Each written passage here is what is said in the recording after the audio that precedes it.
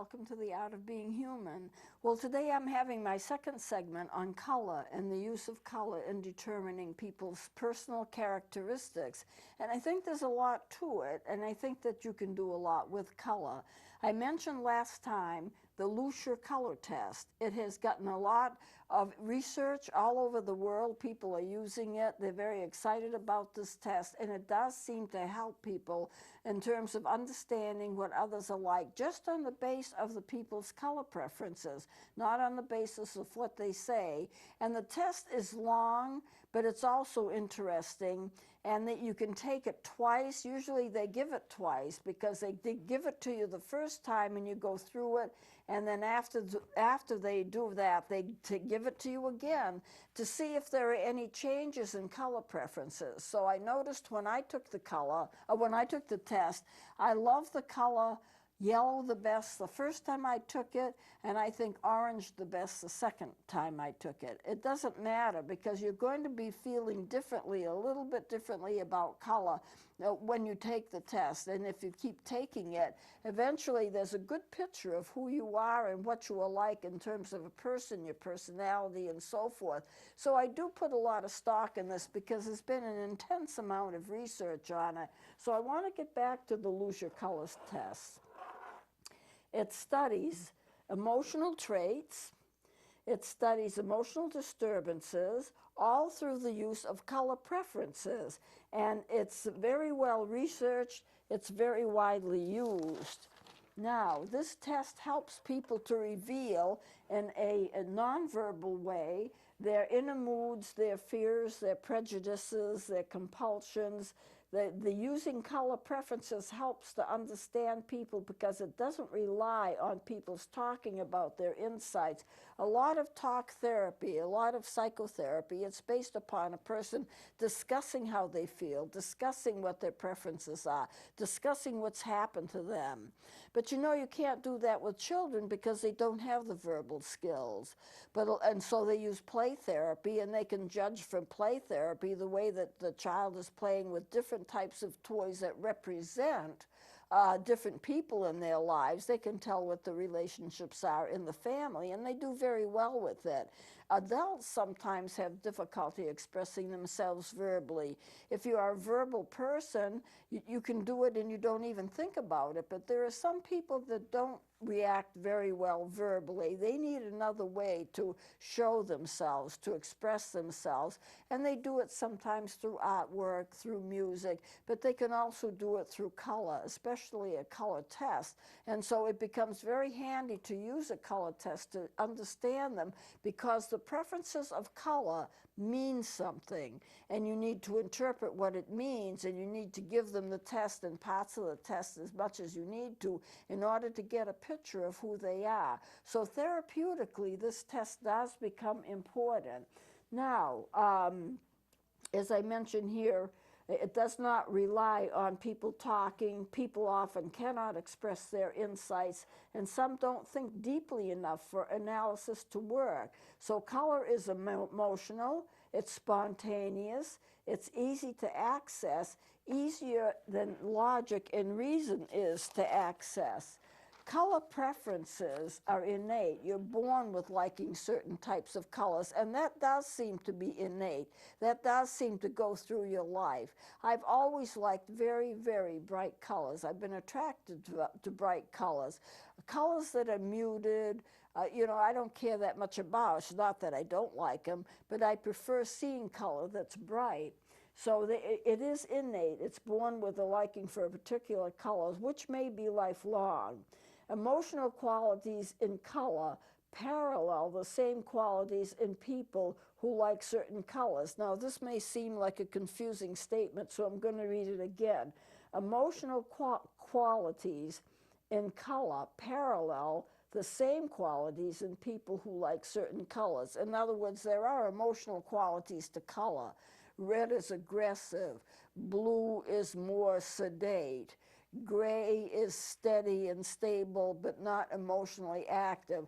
And the people who like those colors reflect those characteristics in their personalities. And this is what I'm trying to get to.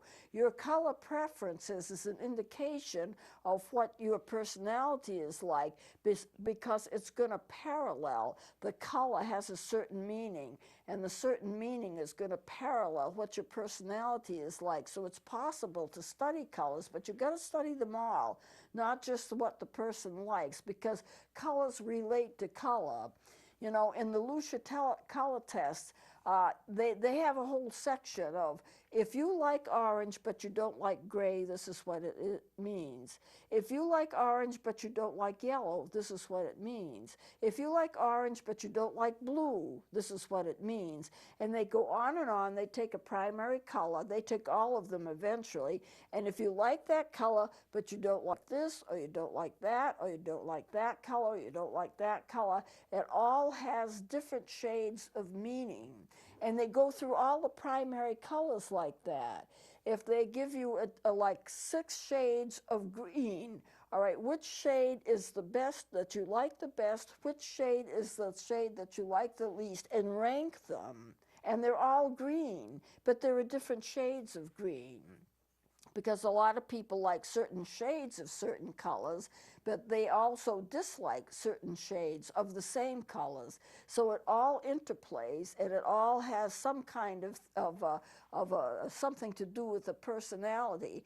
Like, I love green. It's one of my favorite colors, but I like bright green and Kelly green. I even like pastel greens. I don't like olive green. To me, it's kind of like dead. There's no vibrancy to it. But that's just the way I react to it. Somebody else might say, oh, olive green is the best and I love it, but don't show me any bright green. I can't stand it. And it's that way for every single color in the rainbow. You like hot pink or you like pastel pink. But they're still all pink, but they're different shades of pink. So let's go on with this. So red is usually, whoops, I'm going to lose my papers here. I got to hold on to them. I got to find a better system, I think. Red is impulsive and aggressive. Blue is more tranquil. Brunettes usually prefer red as a color. People who are Nordic prefer blue. These Nordic people oftentimes have blonde hair. Children who have a rich fantasy life love lilacs and the purples. And I mentioned before in the last show, so do people who are artists, musicians. I love purples. I love the deeper, richer purples. They have a depth to them. I like them better than the lavenders, which I also like, but I like the deep richness of the colors better. So children who prefer black, it's thought that they have repressed emotions. Now, I want to mention something about black. This is a true story about a child, one child who always colored in black, and everybody thought he must be depressed. They handed out colors during drawing classes. They handed out the colors. He always chose the black. And they were concerned about him because he colored everything in black, or dark, dark colors. So they decided that he must have an emotional problem. So they asked him about it. And he says, by the time I get the box of crayons, all of the colors are gone. All that's left is black and some dark ones, so I don't have a choice. That's why I do everything in black. So it was not a problem at all. You have to use your common sense. Love of red shows that a person may be a carefree person. People who are dependent on others love yellow. There's another thing about yellow. Yellow is loved by a lot of people who are very intellectual, very brilliant, very well educated, a lot of doctors, a lot of physicists, a lot of scientists, people who have a great deal of education really love yellow. But a lot of other people, you love yellow too. People love yellow just simply because it's a bright, bright, cheery color. Green shows balance, and it's not complicated. I mentioned before in the last show that a lot of emotionally ill people do prefer a green. Maybe what they are seeking for is balance, and green seems to present it to them, as well as being a color of nature, so that they can retreat into a natural world where green is the predominant color. Mothers love pastels. Women tend to love pastels. Fathers love darker colors. Severely depressed people may reject color. And what do they end up by liking? Gray. It's not even that they like black. It's that they like gray. What is gray? It's kind of like blah. You know what I mean? I like gray, but mixed in with a lot of other colors, not just gray by itself. But people who are rejecting color, how more neutral can you get than gray or certain shades of brown? Black is not truly a neutral color. Some people may think it is, but I don't think it's a neutral color. It can be bright. It can be brilliant. There's such a thing as brilliant black. White is a color, and it can be brilliant. But gray is kind of like that, just sedate, leave me alone, you know, I want to be by myself type of color. Okay, to like basic colors means that you're open and you have a great characteristics, you know, you're open with people. And if you like colors that are off, what are the off colors? Blue-green instead of blue or green. Dark blue instead of primary blue, pink instead of red. People who love the colors that are kind of a mixture of two other colors, or they're more pastel versions of a brighter color.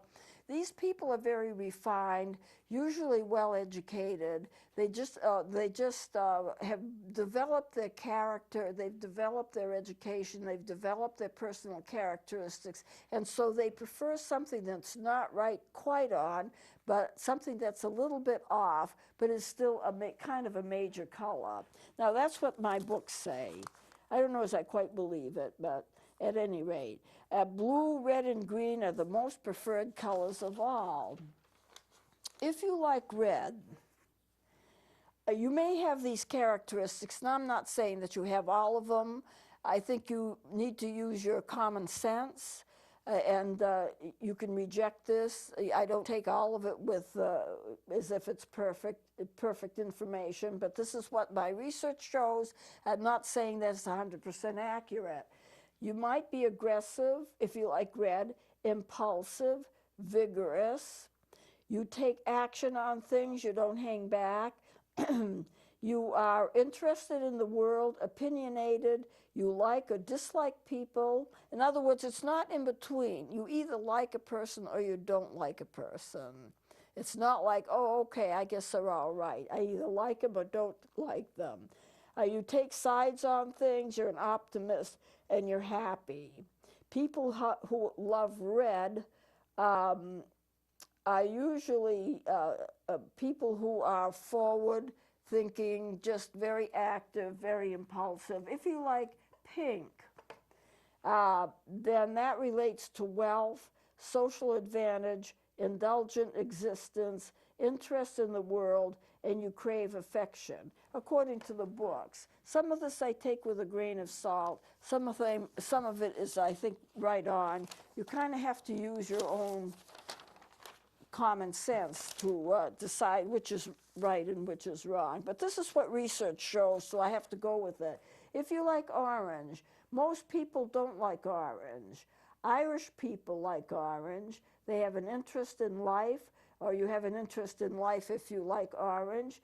You are social, you get along with others, you're good-natured, and you like companionship. If you like yellow, as I mentioned before, it's loved by intellectuals, it's loved by idealists. You are an introspective person, you wish to help the world, you tend to be aloof or shy, you control your temper, you want to be respected, you crave admiration, You are a trusted confidant. People can depend upon you to keep things confidential. Uh, you are not patient with others' viewpoints. You can have extreme mental conditions. Van Gogh, for example, was obsessed with yellow. Some people who are mentally ill are obsessed with yellow. Van Gogh was, and that's one example of that. There's a lot of yellow in his work. If you like green, green is quite popular. You are a person who is respectable, good citizen. You have great balance in your life. It's loved by the upper middle class. You're a person who loves food, very moral, educated, civilized, a natural teacher, neurotic, anxious. People with emotional problems love green. If you love blue or blue-green, now blue-green is kind of a combination. You have turquoise, you have teal, which is a little darker color, but it's a blue-green combination. You are sensitive, you are neat, you're conceited, sometimes cold, and I mean that emotionally cold. Men do not like it, but it is liked by women. Women who are especially narcissistic, self-sufficient, and they don't show much love. A woman who likes this blue-green combination, they're kind of cold. It's hard to get to know them. They're not really willing to show their emotions. According to this, if you love blue, blue has a universal appeal. Most people like blue. People who are well educated like blue. People who have higher income love blue.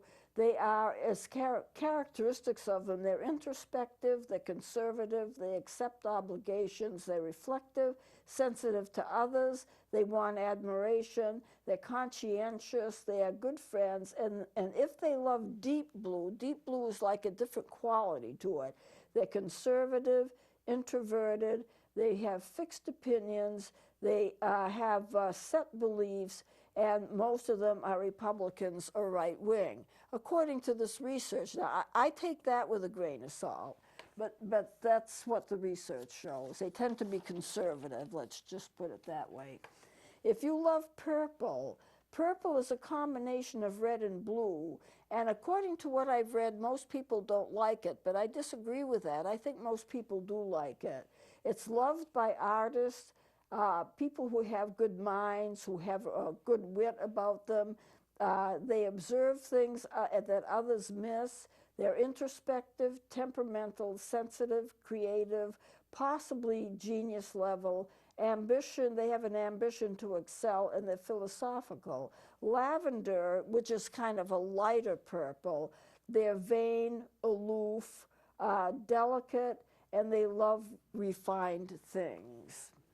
Can you fit yourself in any of this? You probably can. You can probably fit yourself in several of them. If you love brown, some people think brown is not a popular color. I don't find that so. As I talk to people, I find that a lot of people really love brown. But it's an earth color. It's a neutral earth color, not like gray. It's got more character than gray has. These individuals who love brown are sound, conscientious of obligations, shrewd with money, dependable, steady, conservative, not impulsive. They have a concern for others. They shy away from the spotlight, and they may be vindictive. People who are mentally ill often like brown, but I'm not saying that there's anything you have to pay a whole lot of attention to. If you love gray, gray is a neutral. A person who loves gray is cautious. They compromise. They compromise between extremes. They seek peace, calm, dedication. They work hard. Their life is on an even keel. And if you like black, you may be worldly, regal, not pompous, dignified, sophisticated. People who love black wear black, buy black, almost exclusively, as I've said before. They look good in black, and they are content and happy with their lives. Now, I want to mention, I have just a few minutes left. Oh, let me mention this about mentally ill people. Mentally ill people view black as being symbolizing death, nothingness, morbidity, and the inevitability of fate. People who are mentally ill. But normal people view black differently. They love black. It's a positive, steady color. They love the color that they wear. They wear it a lot, and many wear it all the time. They crave the color, and they're happy and stable people. Now, there is one other thing. I'm going to kind of do this fast because we're kind of running out of time. Every year, you will find that designers talk about the color for the year. Watch for trending green, trending gray, and all of that. I don't know how it gets to be that designers will say, this is the color of the year. I don't know what process is followed, but this year, this year the color is, I've gone to a lot of work to show you this. This is Marsala. This is the color for the color fashion for this year. It's the trending color. It is a wine color with brown and reddish overtones. I found it in my research and I said, I've got to show this for this particular year. Now, next year it may be red. Who knows? Because the trending colors of fashion seem to change every year, and I don't know why that is. But it is Marsala. It's a wine color with red and brown undertones, but also trending this year for colors. And I'm going to have to, yeah, that's good. Aquamarine, which is a blue-green kind of combination, trending more toward the blue rather than the green, although some shades I've seen of it have a little gray undertone. Pink is another trending color for the season, and this is about right. You know, when I used the color photocopier, it changed the quality of the color a little, so I couldn't get it exact, but it's like a dusty pink. It's not a hot pink, it's not a bright pink. Dark blue, which is called a primary blue, to me it looks dark blue, and tangerine. Tangerine is orange, but it lacks the brilliance of a real bright orange. It's a little bit subdued, but it still has the orange in it. So Marsala, if you really want to be trending right and wearing the right clothes this season, you'll use Marsala, and with also aquamarine, pink, dark blue. This is, by the way, also called strawberry ice. To me, pink is pink. Dark blue and tangerine. Those are the colors. So you really can tell, if you know how to do it and if you do the right test, you really can tell an awful lot about what a person's characteristics without their talking about it. If they have trouble talking about it, you can do it just by a study of their color preferences. And I do believe this is true. Now, next time when we meet, I'm going to be doing body types and how people think they can understand others just by a study of their body types. It isn't anything I put much stock in, but since a lot of people are involved in it, I want to give it a fair hearing. So I'll close it now. We have very little time left. We are finished with color. Please join me next time for body types.